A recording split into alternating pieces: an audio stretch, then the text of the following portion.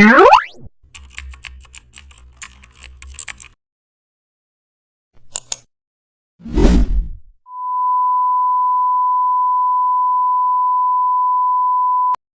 back to the channel and don't forget to like, share and subscribe for more updates.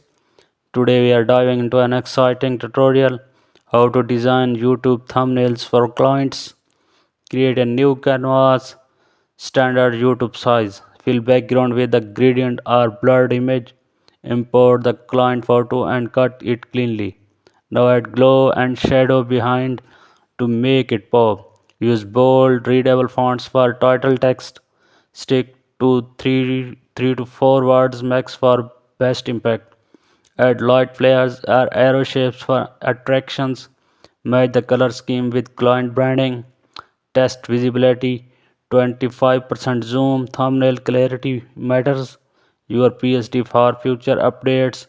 Export JPG under 2 MB. Send a preview mockup on a YouTube layout. Thanks for